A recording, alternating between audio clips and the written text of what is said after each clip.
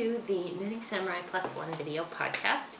This is episode 35. Hey Shorty! I'm your host Steph, also known as Knitting Samurai over on Ravelry. I just want to say thank you for joining me and for coming back, and I hope you enjoy this episode. I know. Okay, so here's the thing. It is October 29th. Hurricane Sandy is raging outside, right? Well, sort of raging, whatever. We're in the very outskirts of it here in New Hampshire. And they sent us home early, and the minute I got home from work today, the power snapped off. So Roland and I put on lots of layers of wool, woolly goodness, and Steve prefers fleece. I know, he's married to another. And we were playing and having a good time, and according to him, my reaction to the power going off is to spaz out, be like completely inconsolable. Oh my god, I'm so bored, I have to leave the house, I have to go do something, what can I do, what can I do? That combined with, we have to cook things. We have to cook and heat the house because we have a gas oven. So anyways, long story short, the power came back on after an hour. Fingers are crossed that it will stay on. And I took off my layers of wool, or took off one layer. I still have on my smart wool shirt because it's so comfy. I love these things. But it's black and I have on a white bra and I know you can see it and I'm ignoring it. So acknowledged, moving on. I hope you'll forgive my faux pas this week. I'll just keep my arms in front of me. Yeah, so like I was saying, it's about 7:30. Roland's just gone to bed and it's really windy and rainy outside. I'm looking out the black window as though I can see something. I can't see anything. And I am drinking my lovely cream soda. It's delicious. So, let me show you what I've been working on. On my way to Rhinebeck, which was super fun, we had a hotel, canceled the reservation, ended up deciding to make it a killer long day. So we drove halfway, stayed with family, drove the rest of the way. Saturday morning, did the fairgrounds all day. At 5 o'clock when they were shutting down, got in the car and drove the 4.5 hours home. It really, Steve, he did all the driving and I slept. So I didn't get as much knitting done on the way home as I would have liked, but fresh air, sunshine, laughing, happiness all day. Roland and I were exhausted. But I think that Sunday or maybe the following Monday, I finished, and I haven't woven in my ends yet, so sorry about that, but I'm going to block it one more time. I finished my Papeline pullover. Woohoo! So, this is by Serafema, and it was published in Knit Scene. I don't have the issue written down. I used Reynolds Review, which is 100% superwash merino yarn. And it's a worsted weight yarn that's been discontinued. This is color 1410. And I believe I knit the 49-inch bust. I used 1,350 yards, and the pattern calls for 1,900. That's a huge size discrepancy. And I'll take some finished pictures soon here after I get it blocked one more time. So I blocked the body, the front and the back. I blocked them, seamed them together at the shoulders, picked up, did the collar because I wanted to make sure I'd have enough yarn for that because I was afraid I didn't have enough. And then cast on the sleeves and knit those, seamed them on, seamed up the sides, said presto, done. Put it back on, and for a garment that has lots of shaping, it has bust increases, it's knit from in pieces from the bottom up. So it has bust shaping right here, and then it has waist shaping down here. I was a little worried. Most of the sweaters I've knit in the past have been more of a boxy construction. I was a little worried that this would be real fitted around my midsection. My tummy is not, I have a tummy. And I do, so that's that. When I put this on, and I knew because I should have been using, I had 17 skeins of this yarn for 1,900 yards. That's what it called for. I had 5 skeins left when I finished, so I was like, what's up with this? Maybe, I don't know, because I blocked it out to measurements. When I put it on, it's drapey. It's loose on me even. So, I don't know. I didn't check my gauge. I'm typically pretty close, pretty spot on. I used US size 7s, 6s on the cuffs and in places where it called for them, but otherwise, I didn't have a hard time blocking it to the, schematic. So, not sure why that happened, but I have lots of yarn left over. So the other thing is this collar, which is really, I'm sorry, I threw away my printout of what the pattern looked like. The collar is really the defining element of this sweater, if you ask me. This is, yeah, that's how it lays. And on the model, in the book, it's much more of a stand-up collar, which I don't think blocking is going to make it stand up, but I'm hoping blocking will give it a little more shape. Maybe I'll even starch it. Would that be weird? I don't know. But I really don't want it to hang forward like that. And you can see when it's around my neck, it kind of rolls onto itself and leans. So I'm excited to wear it. Definitely will become part of my sweater wardrobe. I just need to weave in all of these ends. And because I did use 13 skeins and I hit, I think, 2 knots in those 13 skeins, there are a lot of strings on the inside, and especially around these armholes. So much to weave in. So I'm gonna pick away at it and then wear it soon. So that is off my needles. I'm so excited. It's my first sweater for me this year, so I try to do one a year. Excuse me. So that's on my needles, and that was, like I said, 1,350 yards, so that's good. Something else that's off my needles, something else that's off my needles. So close your eyes, Steph, if you want to be surprised.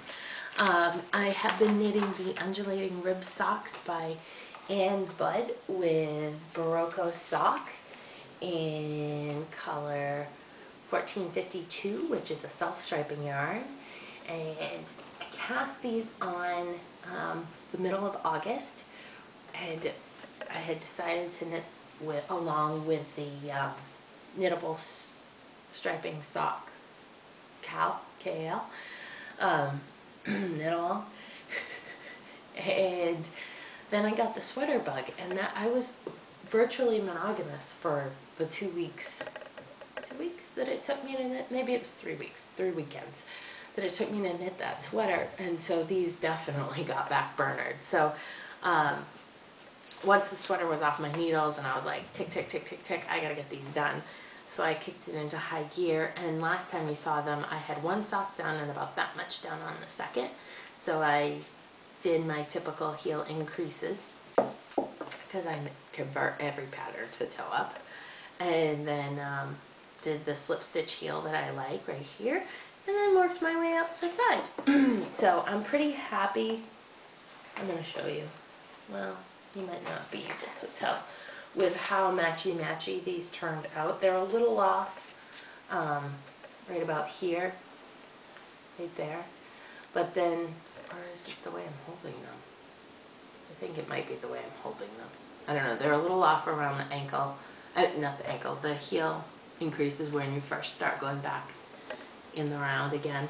But then they seem to line up, and I cast up. I have about, on one it's halfway around is the pink color, and the other it's 3/4 of the way around is the pink color, and then purple is the rest. So close enough for me. Yeah, and the toes have slightly varying amounts on them. So I need to weave in my ends, block them, and ship them off to that girl. So these are finished. Steph, your socks are coming for you. And these were 326 yards, so not that big, not that much yarn for these. So I have this wee bit of skein left over. I think I'm going to drop that along with the socks for Steph, so in case she wants to knit something that matches, she can. So that's off my needles. And that puts my official 12 in 2012 goals at 9 shawls, 6 pairs of socks for other people, 1 top for Roland, and 8,233 yards knit. So I'm really pleased with the yardage I've knit this year. The sweater was a big jump. and I really enjoyed knitting the sweater. So much so, I bought a pattern and cast off for another.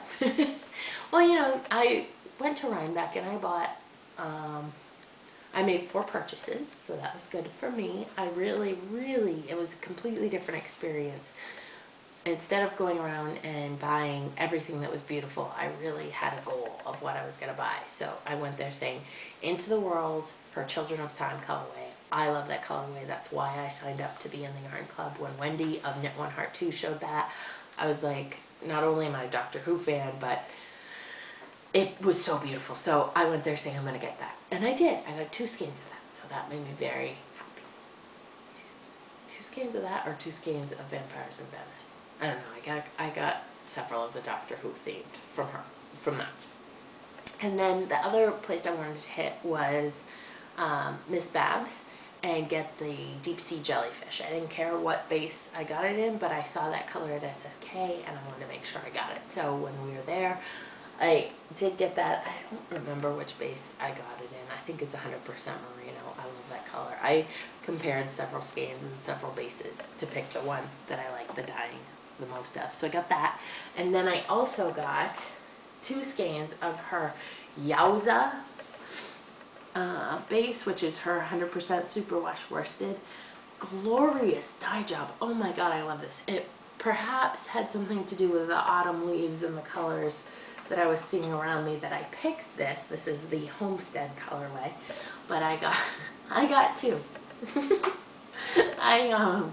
I purchased 2 of these, which is about 1,100 yards, and thought I'll make a short sleeve sweater for myself with them. So these were inspiring me, and I'm not sure how much you can see of the color, but they are mainly a brown rust color with pops of like a forest green and then a tan, and there's a bright red in there. Oh, the colors are glorious. And I had bought 2 skeins of Yowza in the Gunslinger colorway this summer, and I can't bring myself to knit with them. I like them too much. I'm just, you know, that fear that sets in. So I didn't want that to happen with this, so I was like, okay, we're going to cast down for another sweater for me. So I spent an evening searching online, and I found the Harvest Moon pattern by Heidi Kermeyer.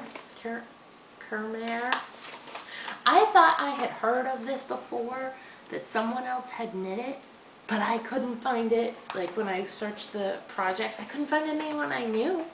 So I love that feature on Ravelry where you set it to search projects, and I put it to who's in my friends. And because I'm friends with all the people that I watch their podcast and all my friends, like I couldn't find anyone. No one in the groups, no one I knew had done this. So has a very interesting collar construction. That's a little tiny black and white picture, but it has this very wide collar, single button, and then these cool pockets. I'm doing that over, no, they're pockets, they're down low. So I got that and cast on, and was going gangbusters on it, and then realized I needed to finish those socks. So I set this aside. I've been very monogamous. It's so weird, so unlike me, which makes for a short show for you.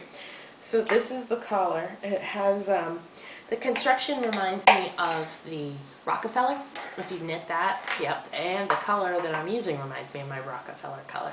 So that's how it looks so far. I don't know how much of the, you know, the bright orange pops you can see in there, but it is basically a brown yarn, and I absolutely love it. So the pattern is for Barocco Blackstone Tweed, which is a flecked yarn, you know, a Donegal tweed. I don't know if it's Donegal. Donegal was a brand for a while, but I think that's a kind of tweed. But anyways, so that's a flecked yarn, so I thought that the variation in this would look nice. So I am very excited because about half an hour ago after dinner, I bound off the socks, the second sock. So I'm like, oh, I can't wait to get back to this, because I think I have another 20 rows or so to go on the collar, and then I can pick up around and start knitting the body, and then I will really see how this is going to look. So my plan, because the pattern, I'm knitting the 48.5 bust size. The pattern calls for 13.75 for yardage, and I have 11. no, yes, I have a hard time with that, 1,100 yards. So, oh no, I'm just looking at this again, that's the meters, calls for 1,500 meters. So my plan is to knit the body. I like the pockets, but they are not essential to my, you know, to my vision of the sweater. So I might just opt out of the pockets and then do the sleeves as I can. Oh, the wind is really gusting out there. Do the sleeves as long as I can and then stop. I also tend to wear, when I buy store-bought sweaters, I usually buy the 3/4 length sleeve, and I'm happy with that. But really, how much yarn is that going to save me? I don't know. We'll see. So that is on the needles. I can't wait to tell you more progress on that. Can't wait to show you more progress on that.